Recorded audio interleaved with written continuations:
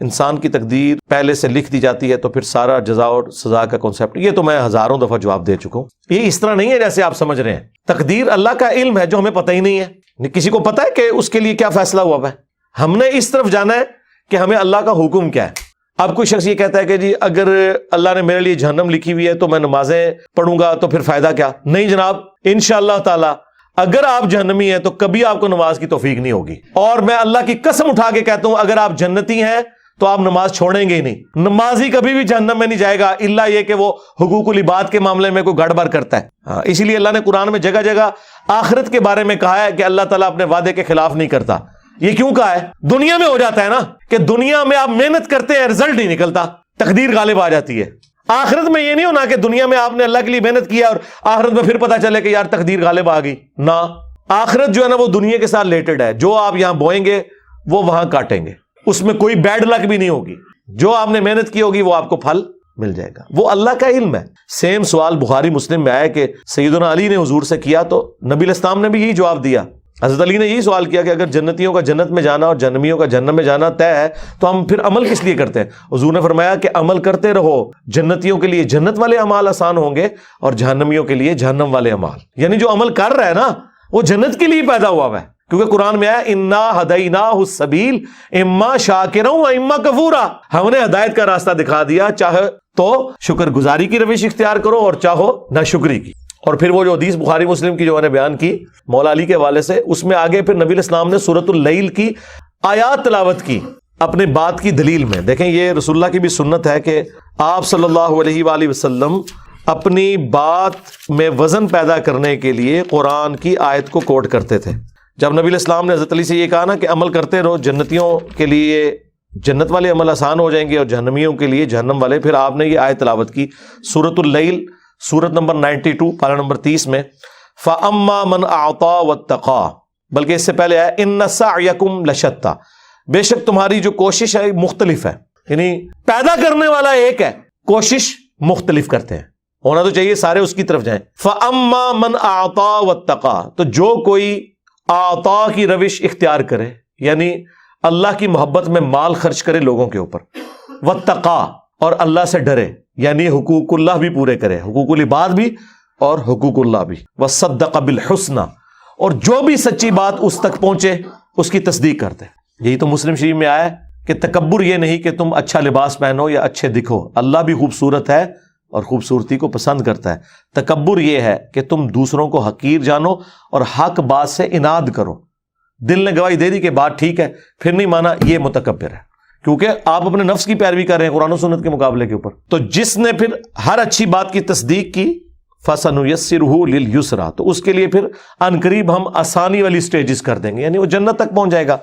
وَأَمَّا مَنْ بَخِلَ وَاسْتَغْنَى، اور جس نے بخل کیا، مال نہیں خرچ کیا اللہ کی راہ میں اور بے پرواہ رہا کہ ٹھیک ہے اے جہاں میٹھا اگلا کس نے ڈٹھا، وَكَذَّبَ بِالْحُسْنَى، اور ہر اچھی بات کو جھٹلا دیا اس نے، فَسَنُيَسِّرُهُ لِلْعُسْرَى، تو عنقریب پھر ہم اسے مشکل کی گھاٹیوں میں ڈال دیں گے. یہ حضور نے آیات تلاوت کی صلی اللہ علیہ وآلہ وسلم اور عقیدہ تقدیر بالکل کلیئر کرتا. کہتے ہیں جی شیطان نے کرا دیتا جی. میں پھر یہی کہتا ہوں کہ زمین و آسمان کے سارے شیاطین مل کے ایک بندے کی نماز نہیں چھڑا سکتے. اگر گورنمنٹ اناؤنسمنٹ کر دے کہ جو فجر کی نماز مسجد میں تکبیر اولیٰ سے پہلی سب میں پڑھے $1000 اسے دیے جائیں گے، ٹائم قیامت تک جے سارے شیطان کٹھے کر کے نماز چھڑا کے دسو اس بندے دی. اللہ سے ڈریں. یہ سارا اپنے آپ کو دھوکہ دینا ہے. تقدیر میں صرف وہ چیزیں داخل ہیں جن کا آپ سے نہیں پوچھا جانا، یعنی آپ کے ماں باپ کون تھے، آپ کس علاقے میں پیدا ہوئے، آپ کا قد اتنا کیوں تھا، آپ کے چہرے کا رنگ ایسا کیوں تھا، یہ اللہ نے کیوں پوچھنا ہے؟ کسی آیت حدیث میں آیا نہیں، کیونکہ اللہ نے خود بنایا.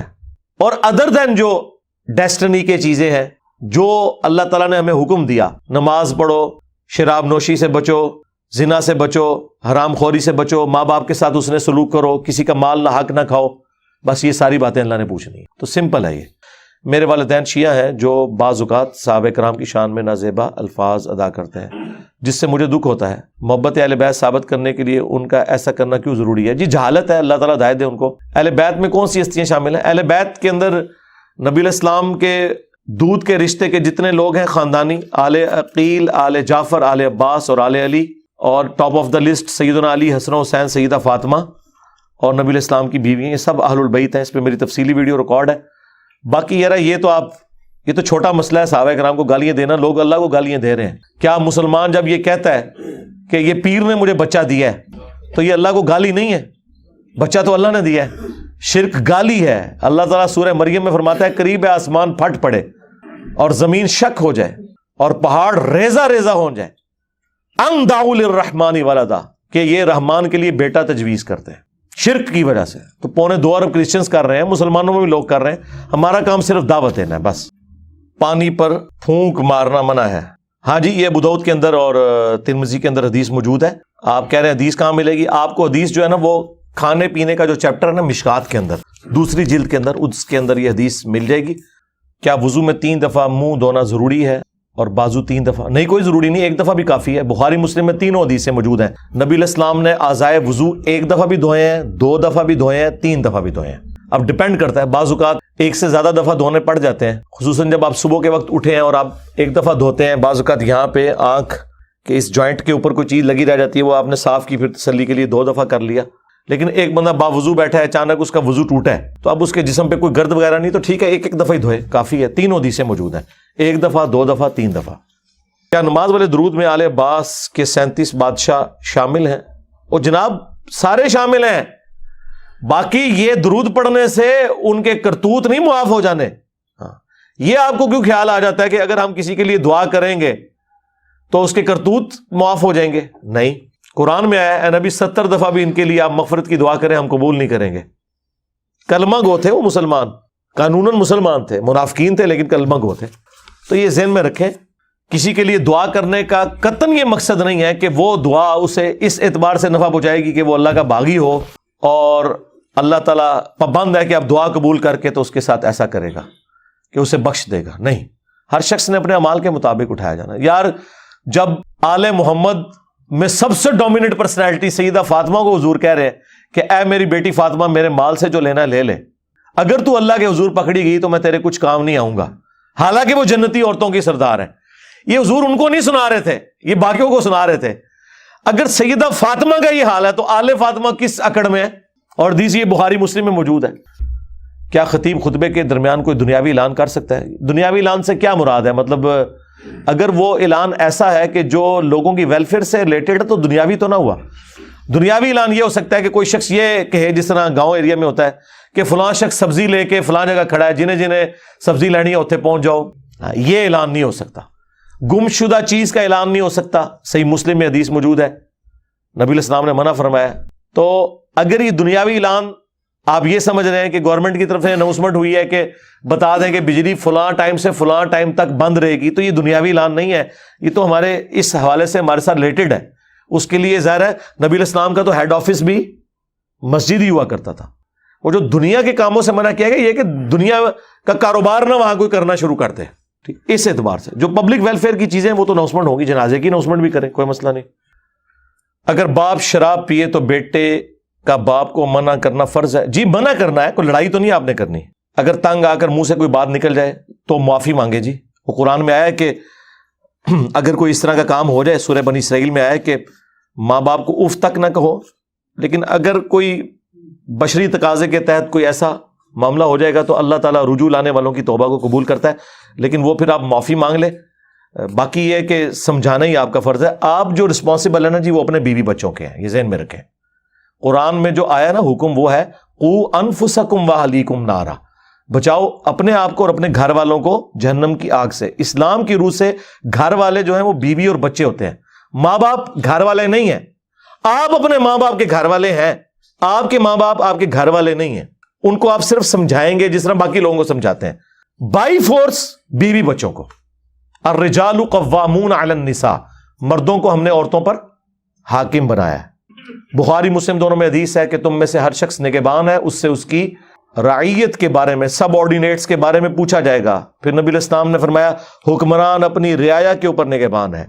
ایک مرد اپنی بیوی اور بچوں کے اوپر نگہبان ہے، ایک عورت اپنے بچوں اور خاوند کے مال کے اوپر نگہبان ہے. اس سے پوچھا جائے گا اس میں خیانت تو نہیں وہ کر رہی. یہ آپ نے کرنا ہے.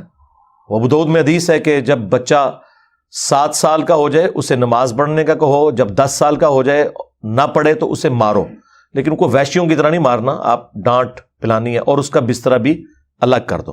تو یہ حکم ہے. اس طرح کا جو بائی فورس والا معاملہ ہے نا وہ آپ کا بیوی بچوں کے اوپر ہے, وہ آپ آخری درجے تک کوشش کریں گے, لیکن اس میں بھی آپ نے یہ نہیں ہونا چاہیے کہ لوگ خود تو نماز پڑھتے نہیں ہیں اور بچوں کہتے ہیں نماز پڑھو. کیڑی نماز پڑھو؟ بچے تو بندروں کی طرح ہوتے ہیں جی, فالو کرتے ہیں. اگر ایک ماں نماز نہیں پڑھ رہی اور بچوں کو گھر سے بھیج دی ہے نماز پڑھنے کے لیے, تو نماز پڑھنے تو نہیں جائیں گے, وہ کھیلنے ہی جائیں گے.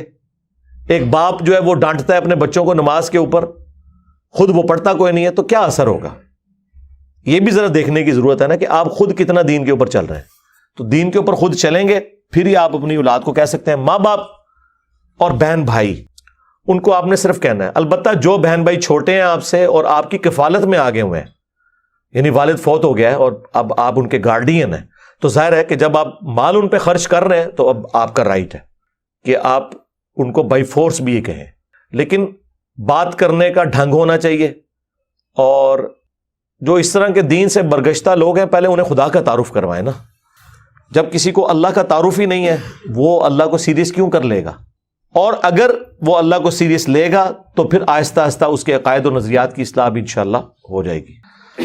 بعض دفعہ میرے دماغ میں یہ آتا ہے کہ پتہ نہیں آخرت ہوگی بھی یا نہیں ہوگی, کہیں ہماری نیکیاں کسی کام کی نہ رہیں. جی نہیں, بالکل غلط آتا ہے, کوئی مسئلہ نہیں ہے, بس اس کو جھٹک دیں. شیطانی وسوسوں کے اوپر میری ویڈیو دیکھ لیں. وسوسے تو آنے چاہیے لیکن انہیں دور کرنا چاہیے, ایک آزمائش ہے. تو یہ تو اپنی جگہ موجود ہے, شیطانی وسوسے اور ان کا علاج. ونس کا جب کوئی چیز ایک کلیئر ہو جائے نا, پھر آپ اس میں مزید تفکر کر کے اپنا ٹائم ضائع کرنے والی بات ہے. ذہن میں خیال آنے سے کوئی پکڑ نہیں ہے. میں نے تفصیلی ایک ویڈیو بھی ریکارڈ کروائی ہے, دل کا گناہ, شیطانی وسوسے اور ان کا علاج. مختلف ٹاپکس آپ لکھیں کہ دل میں جو اس طرح کی چیزیں آتی ہیں ان کے اوپر کوئی گرفت نہیں جب تک آپ اپنی زبان پہ لے کے آئیں. بخاری مسلم میں حدیث موجود ہے.